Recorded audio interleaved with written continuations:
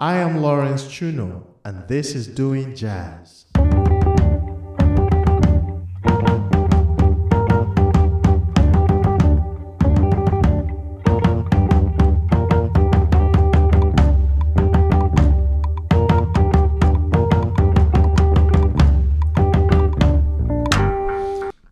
Hello everyone, and welcome to Doing Jazz. My name is Lawrence Chuno, and this episode is with award-winning, internationally renowned saxophonist, Mr. Irwin Hall. The three words I can use to describe Irwin's resume are superior and diverse. He has toured the world with artists like Melody Gardot, John Legend, and three-time Grammy award-winning jazz vocalist, Dee Dee Bridgewater. Irwin also has a degree from Princeton and has lived and worked in Japan, so he speaks Japanese. I think that's pretty awesome. So you can see why I'm so excited to share this conversation with you. The song playing in the background is titled Smile for Your Lover Comes, and this is from Irwin's upcoming album scheduled for release in 2018. After listening to this episode, you can learn more about Irwin Hall by going to the website of the podcast, www.doingjazz.net. Okay, ladies and gentlemen, I present Mr. Irwin Hall in your face. Can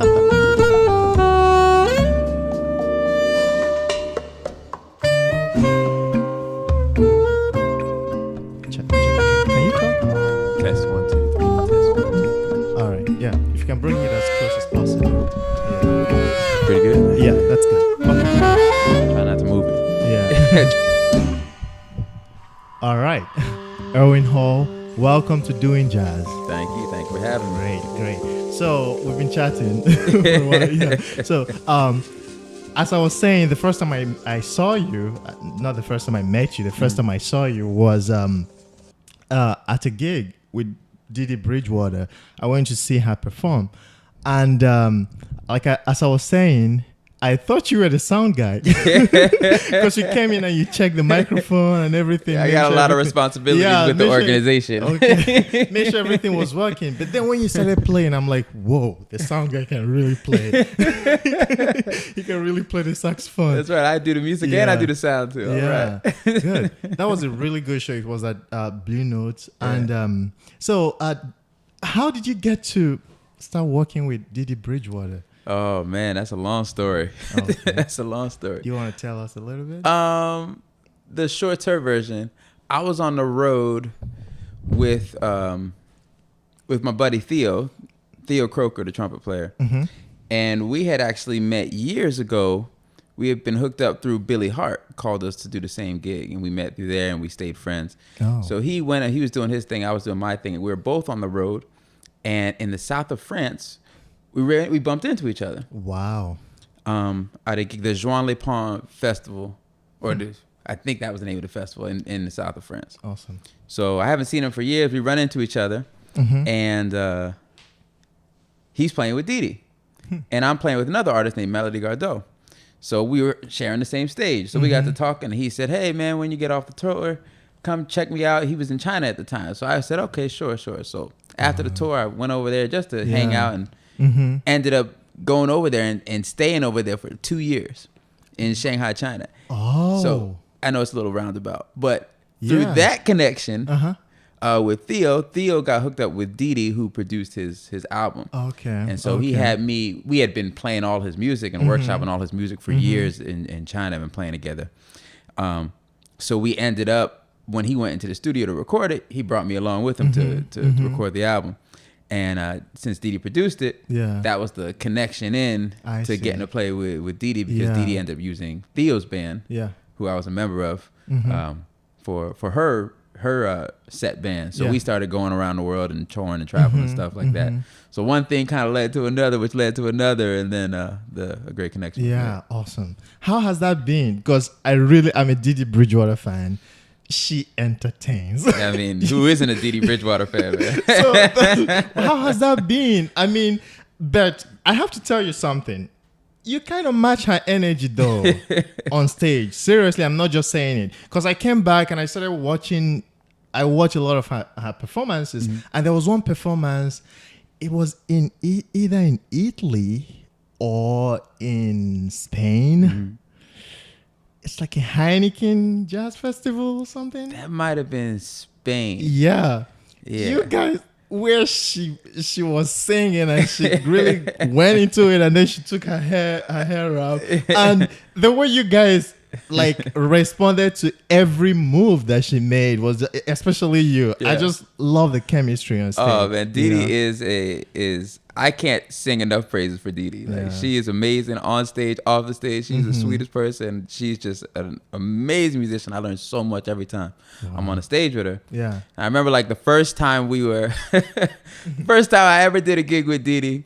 It was the first time with the band, and we went out to I think it was like in Boston or somewhere. We were doing this gig. And we were supposed to do the gig for, I think it was supposed to be like a 70-minute set. Yeah. So 2 hours later, we're still on stage and the crowd is going crazy. Right? So we're doing some kind of song, and I'm like, okay. You know, because Dee Dee has a lot of personality when she performs. She does. Yeah. So, you know, I'm thinking I got a little personality too. So let me go show my stuff. So she was singing some blues or something. Yeah. And I'm over here and I said, I'm going to go get her. So I go up, take my saxophone and walk off and then try to, you know, play towards her, you know, just to showboat a little bit. Yeah.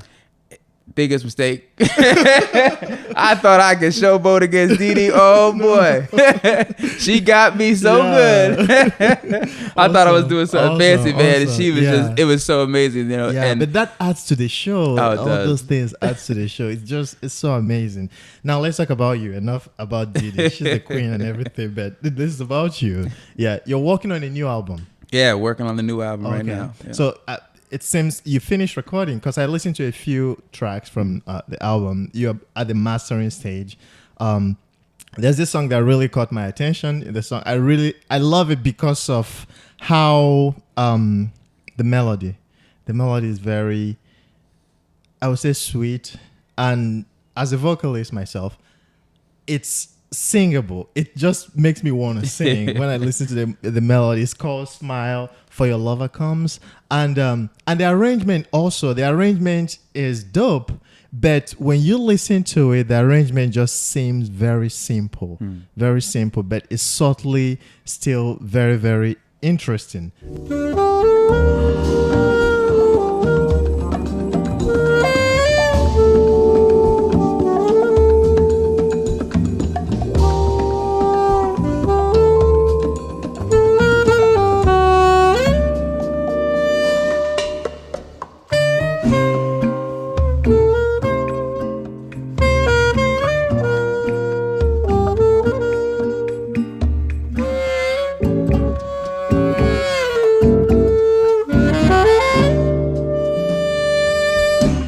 So, yeah, that's my favorite song. That's all I want to say about it. I've listened to only three songs because it's not out yet. Yeah. And once it comes out, I'll be sure to get it. But do you want to talk about maybe one of the songs or two of the songs, or talk about the whole album? Just say things you want to say about the album. Yeah, I've been working on this album for a long time. Okay. I put a lot of... You know, some of the songs, you know, I wrote right before I recorded it, but some of the songs have been years in the making. Okay. And I crowdsourced to get the funding in order to put out the record. So I have to say a big thank you to all the people that supported, because I had a huge turnout of support in order to put the record together. That's good. And so when it all finally came together, you know, that song in particular, you know, really was a standout, a really special song for me. Okay. And it was one of those kind of tunes that just kind of comes to you in the middle of the night. You wake up and you're like, hey, I got this idea. Yeah, you know, usually it doesn't really work that way for me. I kind of can sit down and during my practice session, I'll come up with like a melody, or I'll come up with some chords. But this is one of those haunting things that I just woke up, I was like, oh, I got something. And I ran over to the piano. I was like, how does this move? And that's move this way and that way.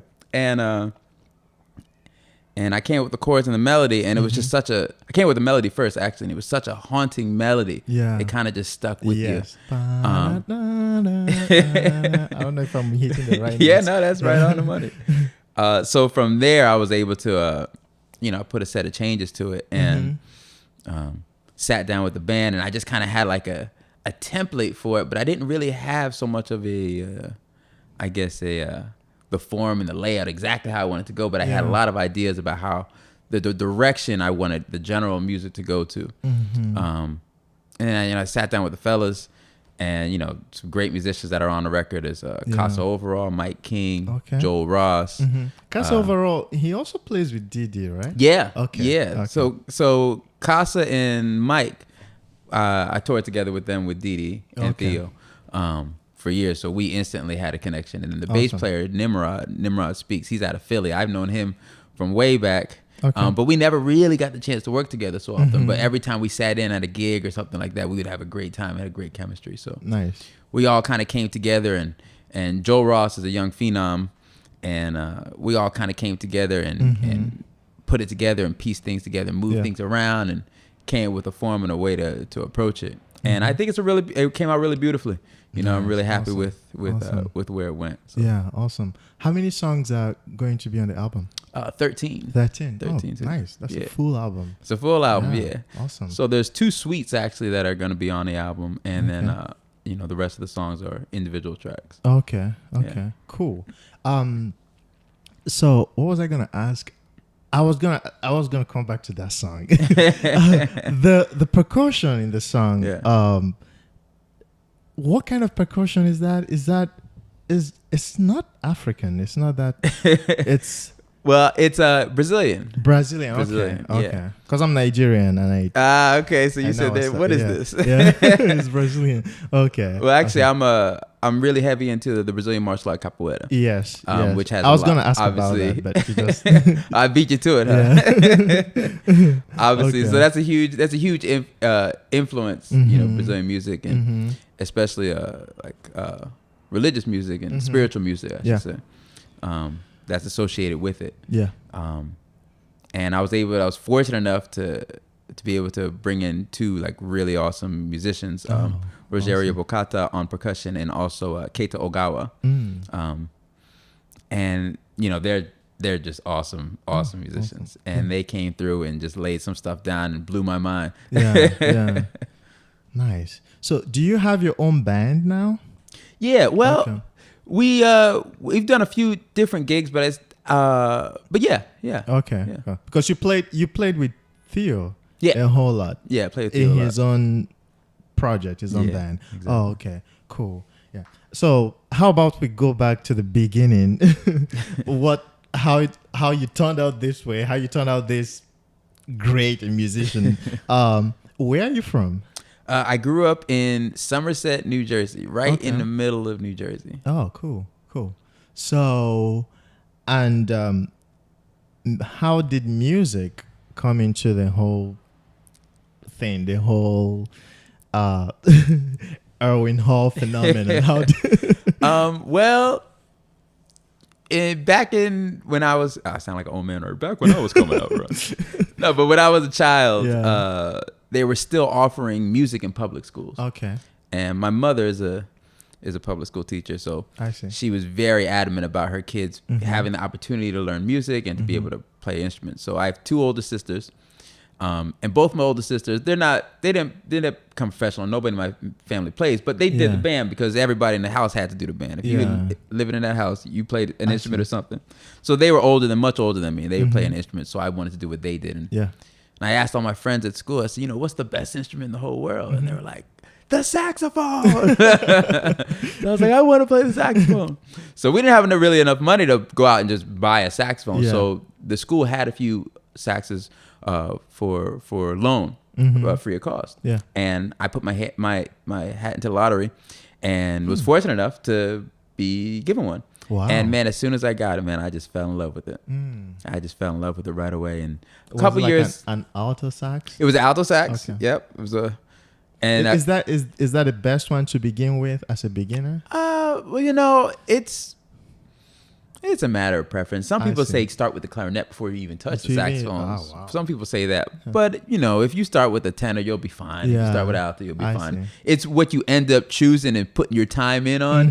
True. Is the one that you're going to really excel at. It's all about the time. It's all about the time. Yeah. So that was my very, very early start. But a couple years later, I was 11. There was this free program, nonprofit program called the Jazz Institute of New Jersey. And I got involved with them under the leadership of a organ player named Rodham Shorts, who's still playing. I play with him still. Nice. And that program was where I really flourished. They just were offering free jazz instruction for underserved youth. And the founder, he passed away recently, Mr. Leslie Ford. He started because he never had the opportunity to play as a child. Yeah. And so he wanted to make sure that young upcoming musicians would have the chance to be able to study and be around seasoned professional musicians. So he started this program, which I benefited from greatly. It changed my whole musical career and my whole life in terms of the opportunities that were available and the type of people that I was able to meet and collaborate with. How about how about high school? You played in high school? Oh yeah, so you know, well once you got the music bug, so I was just practicing nonstop. I would play at all the high school functions. I did everything that you could do with music at my school. I was a part of. So I did the marching band, I did the symphonic band, I did the jazz band, I did every kind of band. I did the R&B shows that we would do, the soul music shows. At one point, there was some African drumming. And some guy bought some doon-doons, so I was playing that. If there was music involved at the school, I was a part of it. Wow. So did you go to college for music? I went to college, but not for music. Okay. I went to college. I went to Princeton University. Awesome. And my major actually was East Asian Studies. Oh. Oddly enough. My focus was Japanese language and culture. Okay. So you can speak Japanese? Yeah, I can speak Japanese pretty good. Wow, that's awesome. So and you maintained the interest in music until you graduated, and you still kept that interest? Like, I'm asking because I didn't go to Princeton, but I'm fairly well educated. I went to school in Pittsburgh, Pennsylvania. Yeah. I'm a mathematician. I got my PhD in math. Oh, but I'm asking because it was a real struggle for me to keep going in that academic field while still maintaining my passion for music that kept calling me. You know, so was there any kind of struggle? Did you go through any kind of struggle? I mean, a Princeton graduate. I mean, even though you studied East Asian study, which doesn't necessarily mean you have to go to East Asia to work. There are a lot of jobs you could do in DC and stuff like that. So, what made you say, okay, I'm gonna be a musician. I'm gonna remain a musician? When I say bit with the music bug. Yeah. You know, music actually became kind of like a daily meditative kind of process for me. Oh, okay. So in order for me to even do well academically in high school, it was necessary for me to keep up with my practice routine, which was pretty intense, but it was a constant, like, you know, I would spend no less than an hour every single day without fail, no matter what. Wow. If family went on vacation, it didn't matter. I brought my horn with me and I spent at least an hour every single day practicing. And that ended up just becoming a habit of mine, and I needed to do it in order to get through my day. You know, my day was never complete without it. So even when I went to Princeton, I was taking, you know, all these classes, and they're definitely rigorous. I couldn't get through my whole day if I didn't spend at least an hour on my instrument, no matter what. It was like people have to spend time to eat, people have to spend time to decompress or do whatever they do. My way of handling and decompressing and getting clarity, I guess, was picking up my horn and putting some time in and working it out. And I really just flocked to that. So that really was actually a very helpful tool to help me to de-stress and get through the day. Yeah, see, I understand that. I understand the practicing, the part you mentioned. How about the part of playing out, practicing, going to practice, you know, and doing the little business involved in music, because you have to really do the business part of it too. So how about that? How were you able to have time to balance that and every other thing, including academics? Well, you know, you'd be surprised how much time you have in a day. True. You know, if you just really identify what you do in every part of your day, you can squeeze out much more time than you think. True. And that, I think that was the key. You know, just really taking ownership and taking ownership of my day and taking ownership of what I'm doing, rather than let the day casually slip on by. You know, if I was sitting on if I was in transit to somewhere, I would take that time to whip out my manuscript book and work on a scale or work on a tune or take a song through the keys. If I'm waiting in line, I put my fingers together and I start improvising without even the horns. So I was always putting in that time. I see. In order to try to get better, because I was really passionate. And music just requires a certain level of passion in order to be able to excel at it. So when it came to like doing business and doing things like that, cell phones were starting to come out and be more popular. So you could do a little work on your cell phone. I always had my computer with me. And I just stayed on the grind. I guess that's what you would say, just keep grinding away at it. And, I guess I was a bit of a workaholic. So, I didn't really have a balance in terms of like, or I didn't have an understanding, I would say, of what was too much and what wasn't enough. It was, I have XYZ things to get done. And you want to get them done. Let's get them done. And I have to say, like, my parents are the two hardest working people I've ever met in my entire life. Wow. I've never met anybody that works harder than my mom and dad. Can you say a little about that? Well, my mother she's retired now, but she was an elementary school teacher, and my dad was in real estate. Okay. And, it was really great just to see how few excuses they ever used. There were never any excuses when it came to them. It was like something had to get done, and so you had to do it. My dad would always say, "Your man's got to do what a man's got to do." Exactly. So whenever I come home and I complain, he said, "Well, a man's got to do what a man's got to do." And I kind of took that to heart. And I was like, you don't realize you're getting these lessons when you're a little kid. You're just like, "Oh, Dad, come on." But as you grow older, life starts being life. And you get a lot of stressors and a lot of people telling you, "Oh, you can't do this, or maybe you can't do that, or this is going to be challenging, this is going to be too hard." And you just got to tune all that stuff out. Because I had the example of my parents doing the impossible. They were raising 4 kids, sent everybody to college. Wow. Princeton. And not just college. And everybody had an opportunity, and it wouldn't have been possible without their tireless hard work. And just to see that and live through that and see it every single day was such an influence that, any kind of complication or problem that I had, I'd be like, well, I'm not even working half as hard as my dad right now. Exactly. So let me stop complaining and get to work. Wow. I was going to ask you for advice for people who want to study the saxophone, but I think you gotta work at it. You just said everything. You gotta want it. Yeah.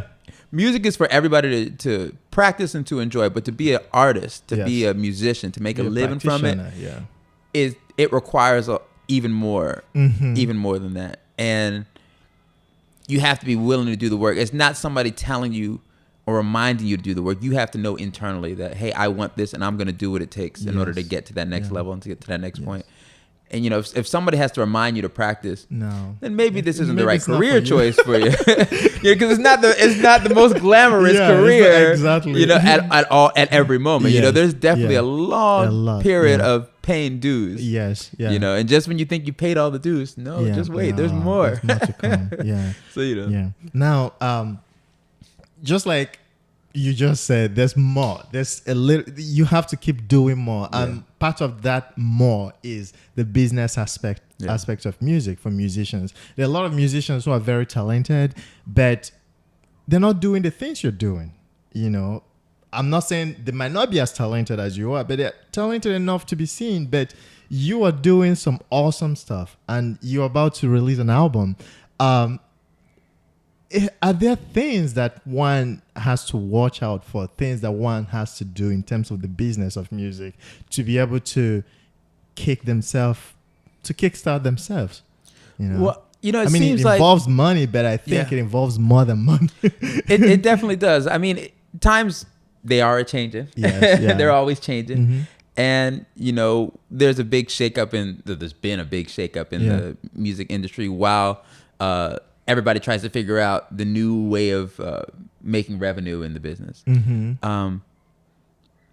Now, I mean, I've always been business minded, but it was never my focus. I see. You know, the business aspect of it is super important. You can't neglect it at all.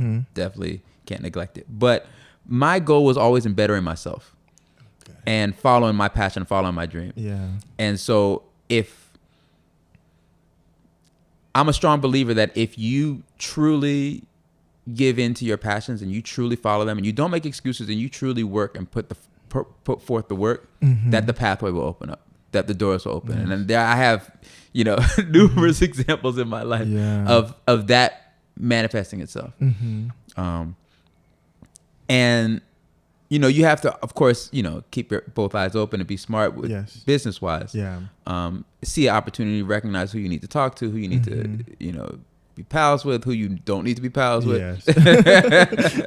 You know, but if you're truly excited and passionate about your craft, whatever it is, you know, if it could be, you know, you see a top chef, you know, they're passionate about cooking food, about creating that experience. If you're really truly passionate about it, those doors and those gateways will open up, and they, you know, you will find a way forward. Yeah, you know, one way or the other. You know, dues have to be paid, but you have to just truly love what you do and be passionate about it. And work on your skill. Yeah. So, are you saying that what I'm hearing is that you need to really focus on your skill, work on your musical skills, and then hopefully you're building your network. You're building maybe a following or a network, and well, I don't think it's a hopeful. Yeah, it's not really a hopeful thing. I mean, the more you're putting the time and the energy, towards the music, because music is a social event, so it's not like, oh, I'm just focused on me. Yeah, right. If you're just focused on you and you're just doing this for you, then it's not really. Then, you know, you're not really going to get the full experience of it.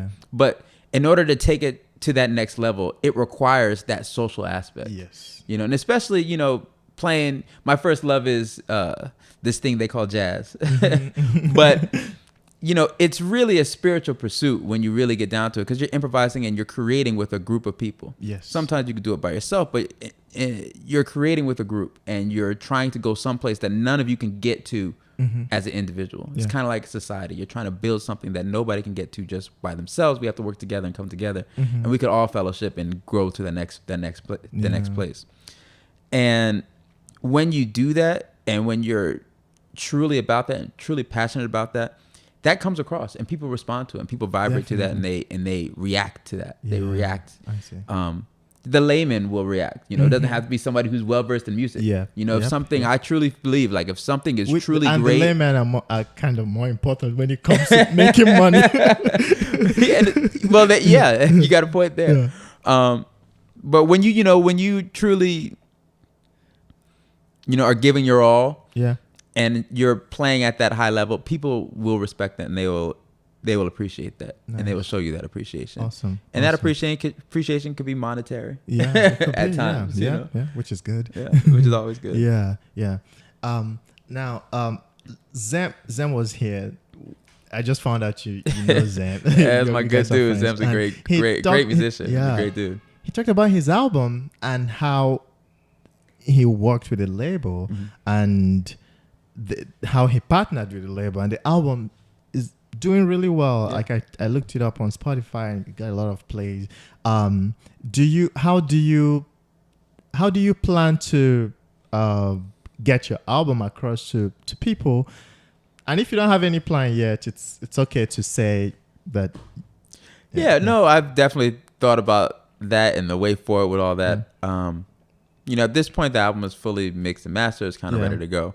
So it's a matter of just finding, you know, the next step, the next people to partner with in order to bring it out and get more attention and get it out to more people. Nice. Okay. Good.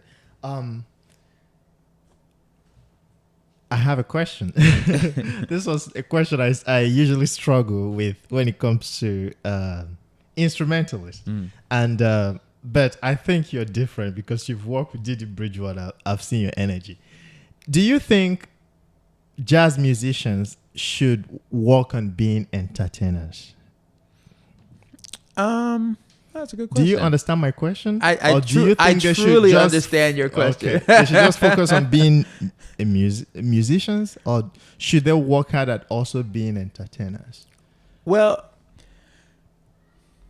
it's funny because you say, we have this kind of concept of jazz musicians, but it's, for me, just being in the music the way I've been into the music. Yes. I try my best not to divide it. I kind of see it as it's just kind of lineage of how the music has progressed. Yes. And, it's all comes from the same root. It's all black music. It all comes from the same source. So, you'll see some artists, they do more entertaining than they do playing music, on the stage. And you see some artists, there's the exact opposite. So, if you look at Miles Davis, for example, his way of entertaining wasn't through jumping around on the stage and being all wild and crazy like that. He had a very different approach to grasping the audience attention and bringing them in. I work with, for many years, I worked with a singer named Melody Gardot. Yeah.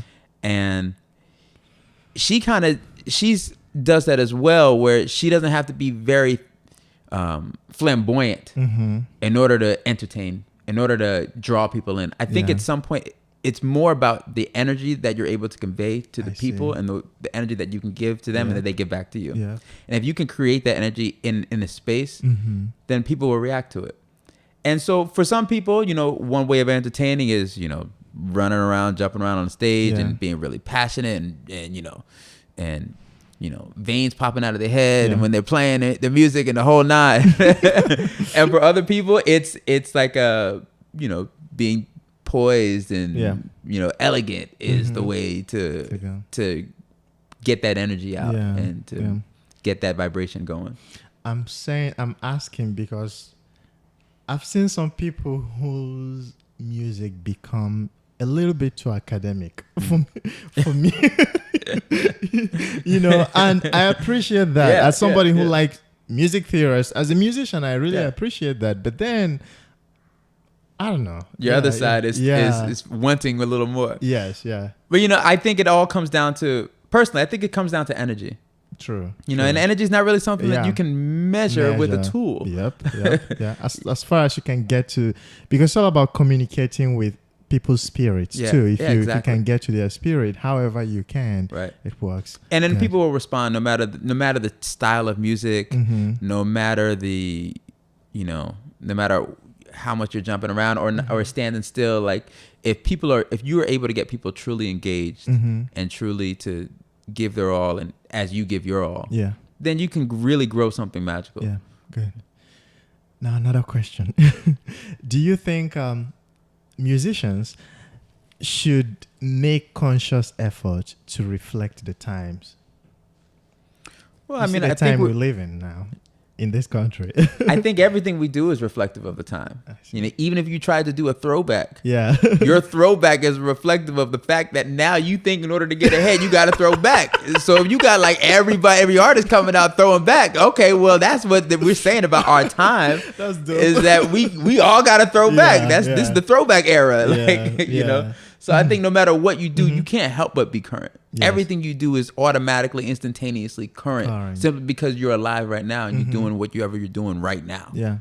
How about the societal impact of what we're doing? Should we, as musicians, try to make it more impactful? In other words, should we try to reflect what's going on in politics or in humanity? For instance, what do you think? It's hard to say should we as artists because everybody's such a different individual person. So when you're displaying your art and you're coming across and doing whatever you do, it's going to be so personal. And you talk with just go to the bar and have a conversation with somebody. You go to talk with one guy, you can talk politics all day. You go to the next guy, you better not talk politics because they're not trying to have that conversation. They want to talk about sports and you over here talking about politics. It's like, but the Giants. Exactly. So I mean, it's that level of diversity, I think, is one of the things that's truly remarkable about music. Yeah, is that there's so much diversity, and you're gonna have just like in any society, you're gonna have a whole bunch of people who are gonna be doing one thing. You have a whole bunch of people doing a second thing. You have a whole bunch of people doing a third thing, and so on and so forth. And it's really just a marker of our society, of where we are in the world. And if you go to the other side of the world and then you see what they're doing, then that's even more. That's even more of a of a difference, Yeah, that's well said. So I mean, I can speak for me personally. I don't want to just keep giving you vague answers. Yes. I want to hear about you. Yeah, but for me personally, I do like to talk about and reflect on what's happening in current day society. As an artist, I've been fortunate enough to be able to travel around the world. Yeah. And just see and meet so many different people and get to go to so many different places. And when you go overseas, it really changes your perspective when you come home of home. I always get like a bit of a reverse culture shock whenever I come home, because I spent a lot of years. I think maybe now it's balanced out, but as an adult, there was a time where I had spent more time overseas than I had home in America. Wow. Because I left to start traveling. I mean, first time I went overseas as an adult was I was 20, and I went to Japan. I lived in Japan. And then I came back for a couple of years and then went back out to traveling, and I was out until I guess I was about 26, 27 years old. So in the past 5-6 years, I'm starting to be able to reflect on life over here. But my understanding is informed so much by my experience abroad. So when I come back, I like to, part of what I do is to express how I feel and how I am and what I'm going through and what I'm doing right now, and reflect on the society and what I'm seeing and what I'm observing. So I might have some political themes in what I do, because what I'm seeing, the type of places I've lived in China, communist. I've lived over here in the United States. I've lived in Japan. I've been in so many places. Just to see the differences of how people live and how people think. You can't help but remark on it. Exactly. Wow. I can totally relate. I wasn't born in this country, so can totally relate. You just start to see this country a little different when you go outside and you come back. Outside, and each time I travel, just traveling to even England, for instance, just go there and come back. The two countries speak English, but two different countries. Two different English. All right. So we're gonna round it up with a little bit of quick question and answer, fun game time. Sure. So this game is called Turn Up or Mute. If you like it, you turn it up. If you don't like it, you mute it. All right. Fela Kuti. Oh, turn up all the way up, max it out. You probably played a lot of Fela living in Brooklyn. Of course. Now, I was playing Fela, not even in Brooklyn. I don't think I've ever played no Fela in Brooklyn. I was playing Fela everywhere else, though. Everywhere else. Yeah, nice. How about driving? Driving? Yeah.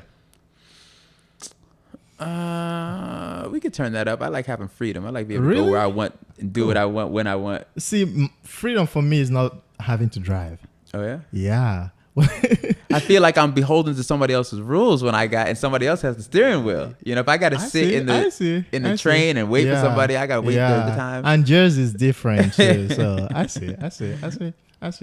All right, Capoeira. Oh, turn up, of course. My love that's my second love right there. Awesome. I had a roommate who was into Capoeira. Oh, okay. Yeah, he did some really awesome stuff there. Yeah, no, it's a beautiful art, man. Yeah. It's the music actually that got me into it. I was walking around college one day and I just heard these drums. Yeah. But the beating bow and I think they were just working on like the lower drums. I think, and I think it was like a workshop for them. And I couldn't find an entrance to the gym because the gym was so big. And by the time like I got around to the front, the music had stopped. I was like, yo, I'm never ever gonna be able to figure this out. I don't know who that was and what happened. So like a week later, I figured out where the front entrance of the gym was. I walk inside and I'm like signing up at the front desk, and all of a sudden I hear these drums. I'm like, oh my God, I gotta find this. So I run up. I said, hold up, I'll be right back. I run upstairs. This is back in Princeton. This was 2003, and I ran upstairs and I pushed open the door. There's like the light streams through. It's like in the movies. Like you see the big glare, and then you see these people doing capoeira. You see the drums, you see the berimbau, you see the bandeira, people just moving. I'm like, oh my God, this is amazing. Wow. And I was like, I got to do it. I got to do it right now. Right now, I have to do it. It's like it incorporates a lot of things: physical fitness, flexibility, and then music. Music. Can't do martial arts. You can't do capoeira without the music. Without the music, and then it's like tells you so much. Wow, Irwin, this has been so fun. Thank you so much. Thanks for having me, man. I hope we can do it whenever you want. Oh, for sure. I'd love to be back. Do it again whenever you want. Thank you so much. Later. Peace.